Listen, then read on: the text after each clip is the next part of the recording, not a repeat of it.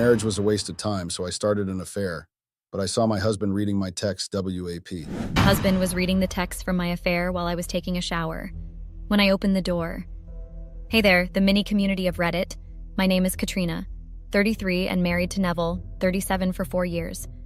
I am here to share how my husband came to know about my affair and what he did after that. I am not here for people to judge my actions and tell me that I deserved it because I was the one who cheated. To start off, I met Neville when I was in the middle of changing jobs. He was the one who interviewed and rejected me for one of the jobs I had applied for. I was already pissed off at him and was sitting in the food court thinking about my next interview when he walked towards me and offered me a coffee. I thought that he was trying to rub it in my face that I was not good enough for the position that I had applied, but he helped me with tips on how I should give my next interview. I found that to be sweet and kind. With his help, I was able to get a job at a different place and started working. I was so dumb that I didn't even ask for his number to thank him for his help. Looking back, I realized that his gesture was not meant to belittle me, but rather to offer support and guidance. It's a shame that I didn't have his number to call and express my gratitude. I didn't have to wait too long as I met him at one of a corporate event for companies around the city. It was a 2-day event where they organized games and activities for people from the same profession to get to know each other. I spent a lot of time catching up with Neville and thanking him for his insights, which helped me get a job. I also took the opportunity to apologize for not staying in touch and express my regret for not acknowledging his guidance earlier. Neville was gracious and understanding, assuring me that he was happy to see my success and that he understood how busy life can get. We exchanged contact information and made a promise to stay connected moving forward. We started talking and very soon we fell in love. Maybe it was because we could relate to our work that pulled us towards each other.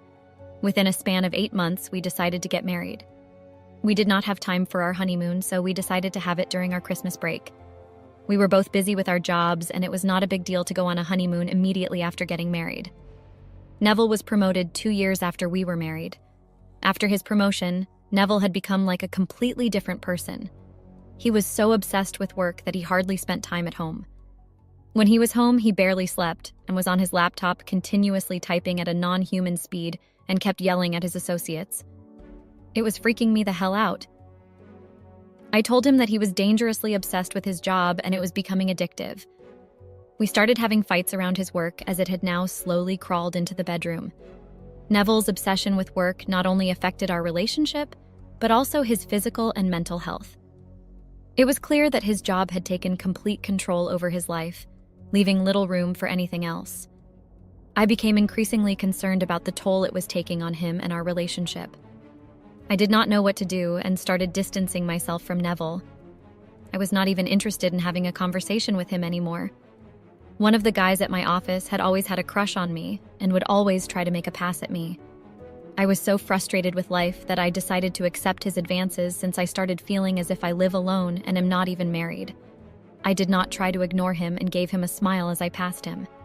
However, deep down, I knew that using someone else to fill the void in my relationship with Neville was not the solution. As much as I craved attention and companionship, I needed to confront my feelings and address the issues within my relationship before making any impulsive decisions.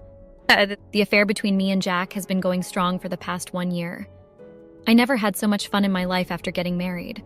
It felt as if I had wasted 4 years of my life with Neville. All I could find in the last 4 years was boring conversations about work and economics with little to no fun.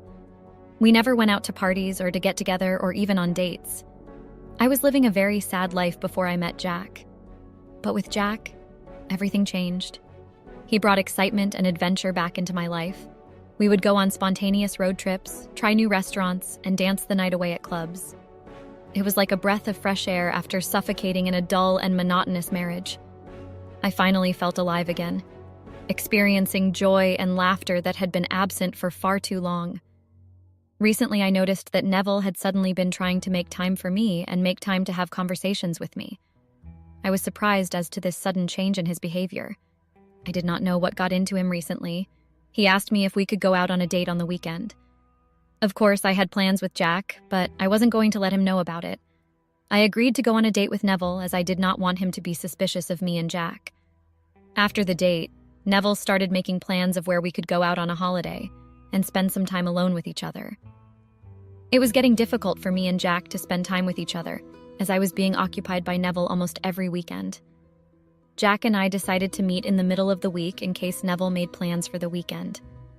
I texted Neville that I had a meeting outside of the city as I didn't want to talk to him. He had gotten very clingy and annoying. I booked the hotel far from the city to make sure that we did not cross paths with Neville or anyone we knew. We made sure that we drove in separate cars just in case we got spotted by someone.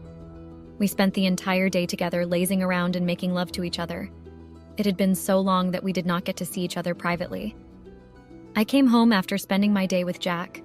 To my surprise, Neville was already home and was waiting for me. I told him that I was so tired that I would like to have a leisurely shower to help me relax after such a tiring day. He smiled at me and told me that I looked very stressed and deserved to pamper myself. I kissed him and went into the bathroom to enjoy my shower. When I came out, I saw him with my phone reading something very intently. I came closer and noticed that he was reading the chat between me and Jack. I was shocked to see how he was even able to get into my phone. I was pretty sure that I changed the password and was positive that it was impossible for him to crack it. I knew that he had his doubts about me cheating, so I was taking extra care of being cautious. And Neville looked at me and gave me a smile, telling me that he has never read such passionate messages being exchanged between two people ever. He said that he could clearly see the passion and desire for each other flowing through the conversations. I couldn't make out if he was being sarcastic or truthful about it. He did not look surprised or upset about the chats or the fact that I was cheating on him. I wasn't sure if he already knew about it, and that was the reason he was trying to be nice to me, just to check if his speculations were right, or he was just trying to accuse me of something without any proof. I was still in my bathrobe, so I decided to sway him by seducing him with my body and see if it works.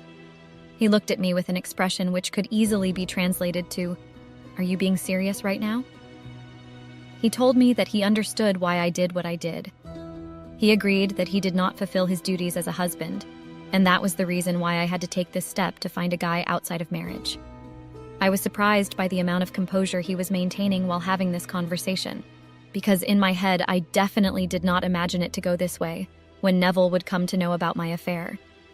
It was a welcome change, and I was very glad that he was not screaming at the top of his lungs accusing me for what I did.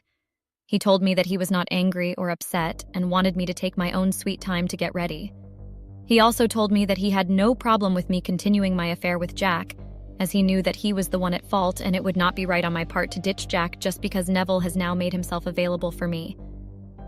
Oh my God, where was this guy? I mean, if I knew that Neville would be so understanding about this situation and completely take the blame for being unavailable, then I would have had an affair earlier and not have lived so miserably like I did. I thanked Neville for being so understanding and told him that he would not regret being married to me, as tonight would be the best nights of our lives. I went into my vanity to search for my best lingerie to make sure that tonight would be the perfect night of lovemaking for me and Neville. As I was getting ready, the thought of Neville having my phone did cross my mind. But I shut it out because he was already aware of the affair, and the way he reacted did not seem like it really bothered him reading intimate messages between me and Jack. I left him to it, and somewhere I also had a naughty thought that maybe reading those messages might give him a few ideas about how to have some fun. I was giggling and laughing to myself, unaware of the events happening outside of the vanity room. It took me a good 40 minutes to make sure that I looked perfect. When I walked into the room, it was all dark, so I just assumed that Neville wanted to try something romantic. As I kept calling out his name, I couldn't hear the reply, so I grabbed the lights and noticed that Neville was nowhere to be seen. My phone kept buzzing continuously, and there were notifications from everybody at work, so I decided to check what the big deal was all about. I went onto my office application and saw people gossiping and commenting about someone's personal life. I decided to ignore it, as I knew the people in my office had no work but to keep commenting on unnecessary and illogical things. I saw that I had a few messages from Jack as well, but I decided that I would read them later and look for Neville. I searched the entire house but couldn't find him anywhere. I assumed that he might have gone out to get a few condoms. Since I had a little free time, I decided to respond to Jack and let them know that Neville will have no problems with our affair going forward. Maybe I could even call him home a few times. As I read Jack's messages, the blood drained from my face. He was literally abusing me in his messages and asking me why I would post pictures of him and me on the office forum. He said that not only pictures, I had also posted chats where we were discussing the same people from our office and calling them names. I could not believe him and kept free reading his messages over and over. I quickly went to the office forum and started scrolling to check for myself, and there it was. A clear picture of me and Jack smiling and naked, and below that there were chats mentioning our colleagues and all the nasty things that we discussed about. I needed to know that Neville, who tried to act all calm and made sure that I was busy so that he could post all of this and keep me occupied so that I would not respond to it immediately. He was such a cunning man. I am sitting in my room still wearing my bathrobe and writing this as I'm not very sure what to do. Jack would not take my calls and he blocked me after I kept calling him to explain what had happened. Neville just took off without a single word after creating all this mess for me to clear up. I understand that me having an affair was something that I did wrong, but what Neville did was equally wrong. So I turn to you people from Reddit to help me with any suggestions on how I can come out of this situation. Please let me know how to deal with all the shame that I will have to face, since everybody in my office already knows about my affair and what I think about them. I am truly thankful to everyone who has been a part of this journey with me. I know that this is not the end and the struggle has just begun. I will make sure to keep you guys posted on this when I am able to so that you guys know what happens to me after all this. Thank you for taking the time to read. Update. Thank you all the people for sharing their advice and giving me suggestions as to how to go forward with the situation I am in. I'm very happy for all of you for not judging me and blaming me for my actions and giving me genuine advice. To start from where we had left off, after my affair was revealed on the office forum, I did not have much of a choice, so I decided to lie low for a while till the topic died down and then go to office. I had to call my manager asking for a leave, and I could see that he was visibly unhappy about granting me a week away from work. He tried to ask me about the pictures and the chats, but before he could, I hung up. I tried calling Neville, as I at least wanted a confrontation from his end. It kept going to voicemail, which made me more and more frustrated about the situation I was in. Of course, none of my colleagues wanted to have anything to do with me, so they maintained their distance, which was understandable. I'm pretty sure I would have done the same if something like this happened to someone I knew at work. After a week of lazing around at home, trying to get in touch with either Never or Jack, and being unsuccessful, I decided that I could not hide in my house forever. I finally decided to go to work and wore the most subtle clothes that I could find and made my way into the lobby. I was aware of all the unrequired glances and whispers thrown my way, but I knew that there was no point in thinking about all this. So I put my head down and started walking straight towards my seat. One of my colleagues came up to me and asked me if it was true. I was taken aback by these upfront acquisitions, so I blurted out the first thought that came in. I told her that of course there were fake pictures probably created by some stupid application.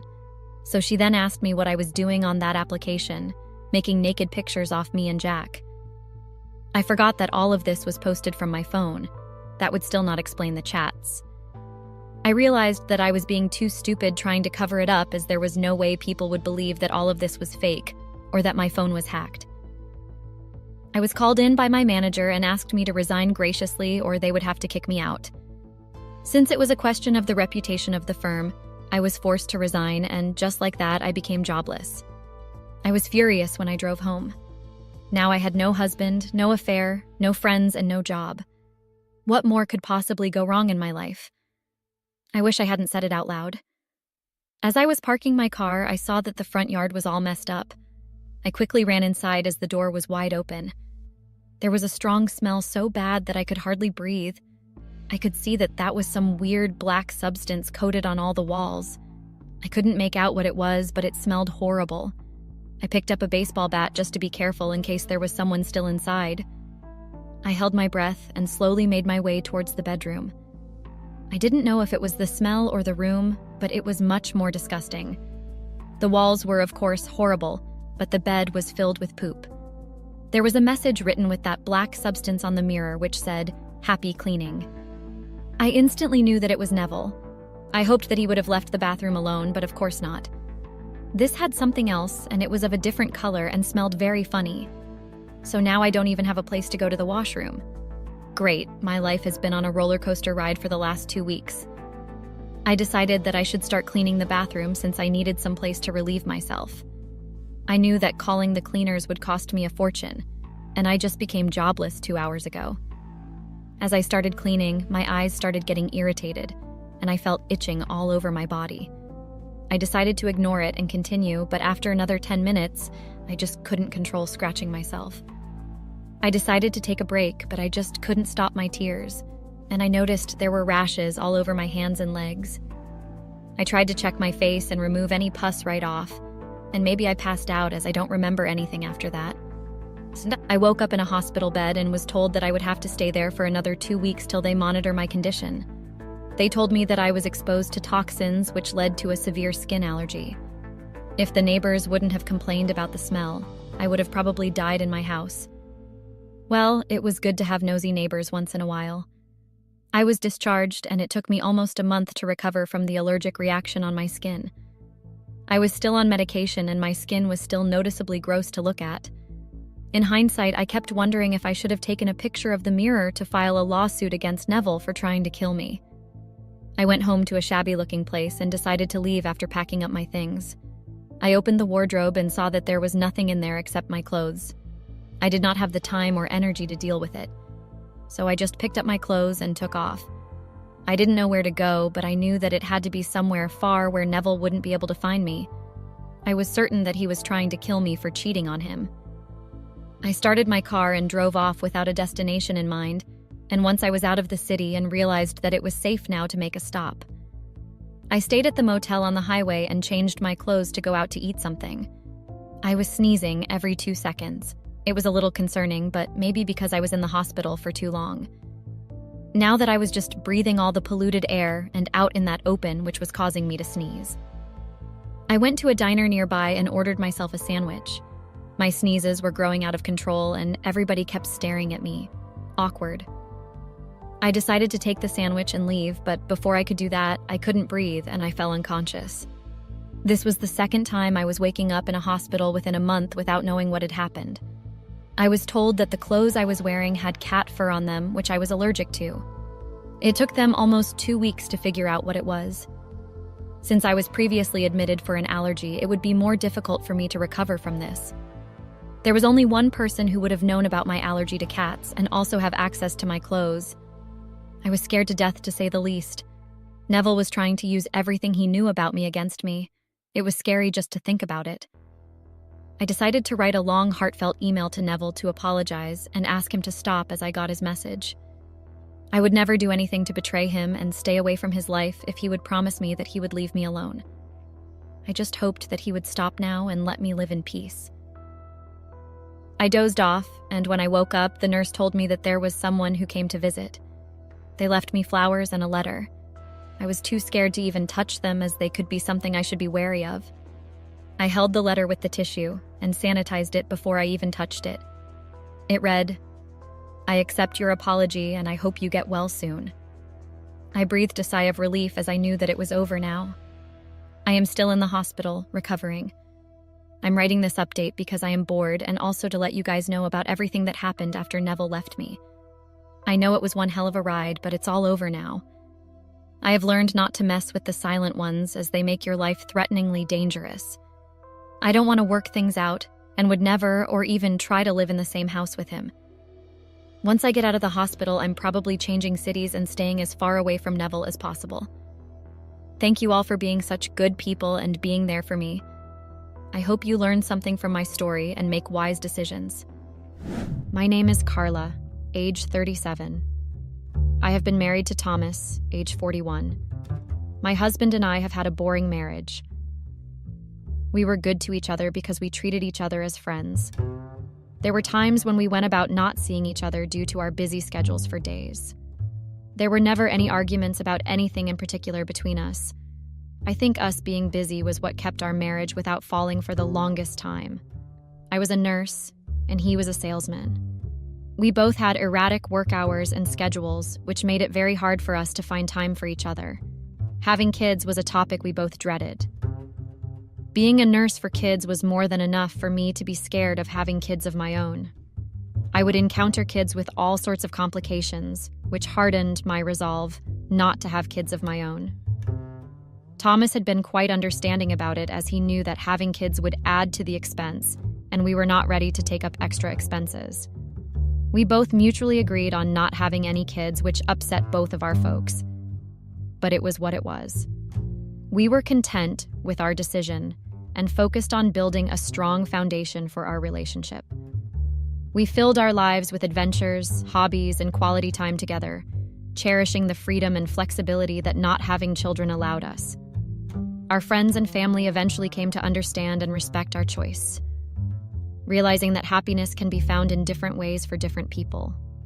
Very soon it got boring and we started living our separate lives. In a few years we became distant, and then Thomas did something unexpected that changed our lives forever. Thomas and I had very busy work schedules, which led to us seeing each other less than we previously did. Thomas had to make enough sales to keep his job and also manage our mortgage. Due to COVID and its after effects, I would mostly be tired after coming home, so sex was out of the question. There were times we would go about 15 days or even a month without sex. I would feel guilty about not being able to do my duties as a wife, but then again, nothing can beat sleep deprivation.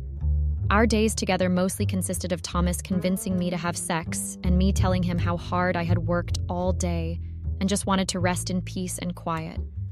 It was the same thing again and again. It was as if even our off days had a routine of their own. It was not always like this, though. When we started dating, we were so madly in love with each other that I would sneak Thomas to one of our empty lab rooms and make out with him. I don't know what happened as the years passed. The spark was lost, and we mostly focused on our careers and less on each other. We became consumed by our professional ambitions, prioritizing work over our relationship. The constant hustle and bustle left little room for romance and intimacy, causing the initial passion to fade away. We were finally free to get some time together with each other when I had a few days off, and Thomas had a long weekend to himself without any sales. So we decided to live a little the way we did when we were dating. We made plans and went out with friends. We were drinking and talking nonsense. We had about 4 rounds of beer and were half drunk. As we were on the 5th round, Thomas said in front of everyone that it had been almost 2 months since we had sex, and he wasn't expecting to have sex for at least a year at the rate we were going. Everyone started laughing, including me. But deep down, I was angry at how he could reveal such intimate information in front of all our friends. We were trying to mend our relationship, but Thomas and his loud mouth were not helping at all. I decided that this cannot go unpunished. I definitely did not want him to spill any more bedroom secrets in the future. I knew I had to address the issue privately with Thomas, expressing my discomfort and setting boundaries regarding our personal matters. It was important for us to establish a mutual understanding and respect each other's privacy, ensuring that our intimate details remained between us. We went home, and as usual, he tried to have sex with me. I pushed him away and told him that he was not going to get any sex at least for a year from now, just like he had predicted. He tried to reason with me, but I pushed him away and went to bed. He was too tired and drunk, so he went to sleep immediately. I was on leave for the next few days, and every day, he tried to convince me to have sex with him. I did feel bad, but every time I was about to agree, I would remember what he did at the club. This instantly angered me, and I would give a vague excuse to get myself out of the situation. This went on for 3 days that I was on leave. On the 4th day, he came in and walked directly to the bedroom. I was startled by his sudden intrusion and immediately sat up in bed, demanding to know what he was doing. His expression was filled with remorse as he apologized for his past behavior and admitted that he had been seeking forgiveness. I was determined to teach him a lesson so that he does not repeat the same mistake again. It was strange that he did not even greet me. He showered and got ready. He smelled really nice, but I did not want to give in to the temptation. He asked me how he looked, to which I replied that he looked swoon-worthy, but he was still not going to get any sex. He smiled and said that he got it covered. I assumed that he might have worked hard to sweep me off my feet and apologize. I decided to get myself ready and be presentable when it happened. I showered and wore my best-looking dress, which enhanced my features. He looked puzzled at my sudden enthusiasm. I decided to act as if I had my own stuff to do to keep up the shock value. I was almost ready when the doorbell rang and he rushed to open the door. There was a woman at the door, looking incredibly hot, who winked at him. He took her straight to our room and closed the door behind them. My heart sank as I stood there, feeling a mix of betrayal and disappointment. It became clear that his apology was never going to come, and I realized that I deserved someone who would truly sweep me off my feet and value my presence. I followed them and saw that the room was not locked. I knocked, but there was no answer, so I decided to barge in. I had to know what was going on in my house. I saw him shirtless, and the woman who walked in was taking her dress off. I asked him what all this was, and he said, like he mentioned, he got everything covered. He was fine, that I did not want to have sex, as he now realized that he did not need me to have sex. He found this really interesting proposal and met this woman who was willing to be his companion tonight. I was taken aback by his nonchalant way of telling me all this, as if it was all such a common occurrence. He did not even care about how I would feel about all this. He said that he had things to do, and if I did not mind, closed the door while leaving them alone.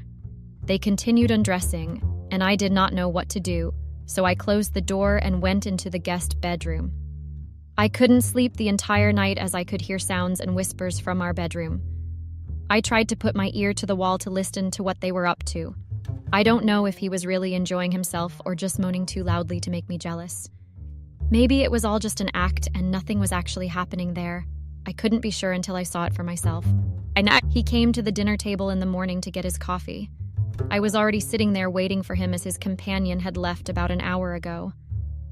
I had been waiting for the past hour, dreading to go to the bedroom as I was not ready to witness him naked after spending a night with another woman.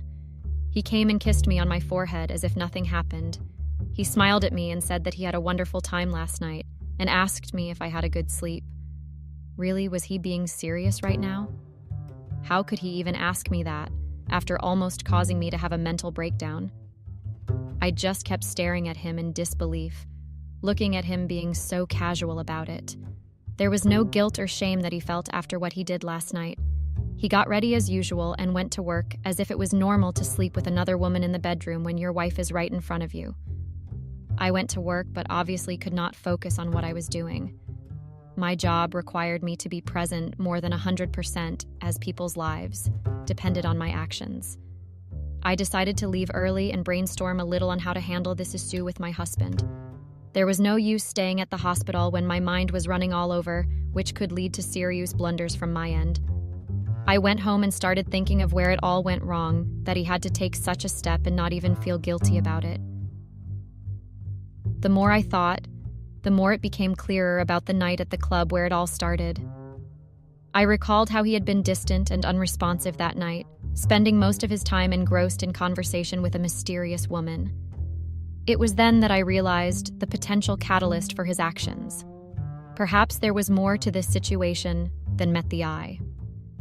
As I delved deeper into my thoughts, I couldn't help but wonder if there were underlying issues in our relationship that we had failed to address. I decided to make up for it and apologize to Thomas for not bothering about his feelings for so long. No one other than me had any right to sleep with my husband. I prepared the bed and the bathroom to make it smell romantic. I lit candles and played soft music to enhance the romantic mood.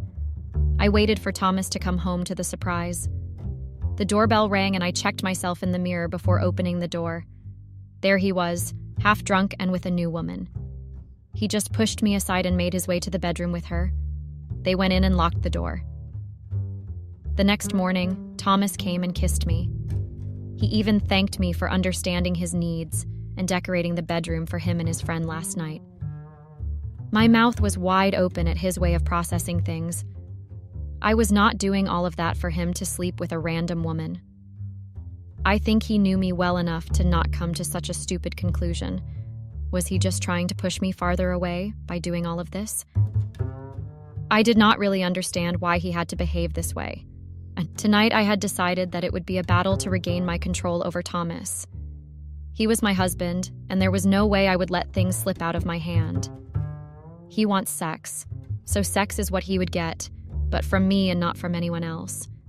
I was fully prepared for Thomas to show up and give him an ultimatum for his actions. I waited and slept on the couch itself. He never showed up. I woke up at 6 in the morning and gave him a call. He picked it up and I could tell that he was completely out of it. I was asking him where he was and if I should come pick him up. I could hear faint voices of a girl beside him. I tried to ask random things just to listen to the person beside him. He told me that he was fine and would be home for lunch.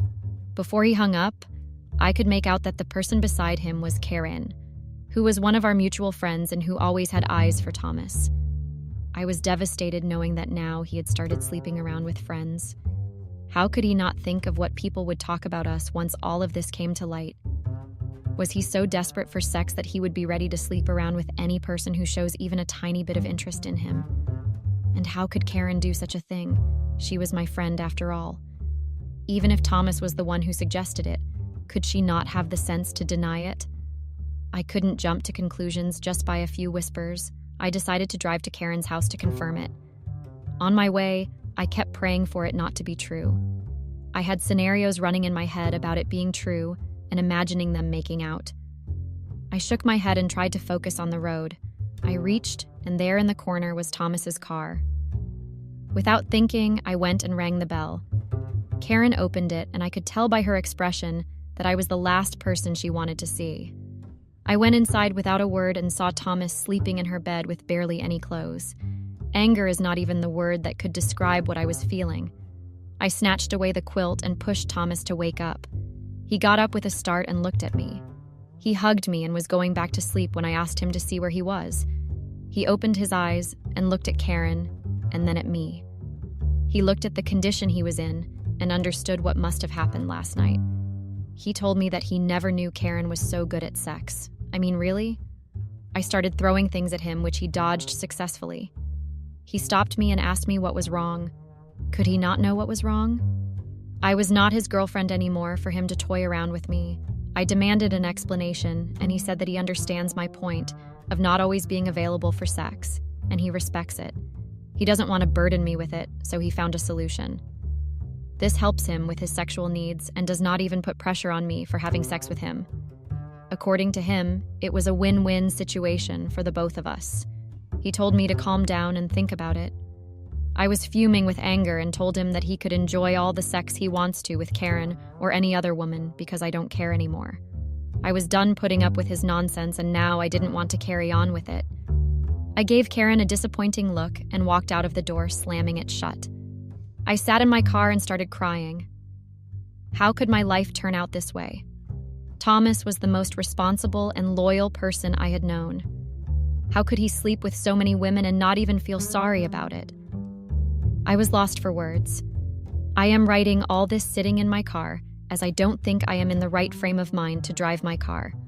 All of the good times that I had with Thomas keep flashing in front of my eyes, as I am still in denial regarding the treatment Thomas is letting me go through. I would request you to give me suggestions on how to get my life back on track after such a fiasco. Update. Here is an update to what has happened ever since Thomas has been getting every random girl home whenever I was free.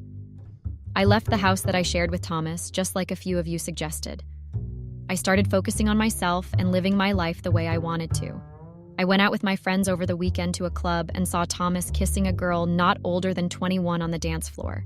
It was very awkward for both me and my friends to see Thomas this way. I thought he would ignore us, but he came to us and sat with us. He even joked about finding other avenues if you are not happy with your partner and not feel guilty about it. I was sitting right there, so how could he openly say things like that? I was done being patient and decided to hit the dance floor. I scouted a young guy myself and started dancing with him. I got close to the young guy to show Thomas that he was not the only one who was capable of doing all of this. It was like we were competing against each other to show that we didn't care. We could see the jealousy in each other's body language, but denied that we wanted to be together. The entire night we tried too hard to irk each other and show that we could live happily without each other's support. The next day I got up with a throbbing headache. I had way too many drinks. I recollected last night's events and saw a spark of anger in Thomas's eyes when I was dancing with another guy. He did care about who I was with. It was just that he was angry and wanted me to acknowledge it. I sure as hell was not happy seeing Thomas with anyone else. We were living separately, and we both knew that it was all temporary. We had been married to each other for 15 years and knew that by now we kind of developed a bond that we couldn't share with anyone else. Even though I had been living separately, never once did the thought of divorce cross my mind. I knew how to make things right. I decided to have a heart-to-heart conversation with Thomas about it. I told him that I truly loved him and would do anything to make sure that he stops behaving this way towards me. I even agreed to have an open marriage with him if he is suffering so much without sex that I have not been able to provide. I know you guys are going to judge me for opening my marriage and all that. Trust me. It does not make me happy, but I guess this is the only way I would be able to keep Thomas by my side. There is nothing else I can think of that can save my marriage. Many of you might be disappointed by my decision, but this is the only way out as I see it. Update. It has been a week since I decided to forget everything Thomas had done in order to spite me. We have started afresh and things have been very smooth between us. I must say that the once-in-a-while appearance of a new face in the bedroom is an idea that I am still not used to, but it was not as bad as I thought.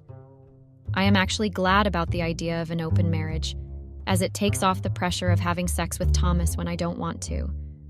The best part is that he gets a girl, they have sex, and she leaves. There is no emotional dependence or any drama that I would have to deal with. It is better than Thomas having an affair and asking me for a divorce. Right now, I am truly happy in my marriage, where I have the controls and I can make it work in my favor. Thomas and I mutually decided on the girl that he could bring home, and I would have my alone time that day with myself. The next morning would be just me and Thomas together working as a team to better our marriage. I wish we could have done this sooner so that we would have had a much more beautiful marriage all this while. I know that most of you might be disappointed by my decision to stay with Thomas, even after sleeping around with so many women. I should have separated and found a better man, but trust me, it is better to live with the devil you know than go searching for a new unknown one. As long as Thomas sticks to his promise of only sex and no emotional connection with all of his companions, I think it would all be okay. I know for a fact that no other woman would be able to put up with Thomas and his weird demands if they would have to live with him. I guess that is how I am going to proceed with my marriage going forward. I take a keen interest in choosing the girl that Thomas would be having fun with, and gives me enough control on the situation. This also sends a message to the women that I am willing with all of this, and Thomas would do things only by taking my approval. Even I would have fun once in a while with a man of my choice after seeking Thomas's approval. It was only right if both of us reaped the benefits of this open marriage. This has opened a new avenue of happiness which does not require us to feel pressured or burdened to keep each other happy. We could delegate the sex part to others, and when we needed to have a heartfelt conversation, we always had each other to fall back on. We were enjoying this phase of our lives, which helped us focus both on our careers and also on things that needed focusing. I thank all of you for being a part of my journey from a disastrous marriage to a successful one. I would not have been able to keep sane and do all of this without your opinions and suggestions. Thank you so much for sticking with me all this time and making sure that I make the right decisions. I would suggest anyone going through a rough patch in their marriage, especially due to sexual issues, to give open marriage a go. I understand that it's not everyone's cup of tea, but it might just be the right thing to improve your marriage. If the sole problem is time for sex, then definitely try it out and see how it goes. The disclaimer is to make sure that there is no emotional involvement whatsoever to make sure that you always have an upper hand.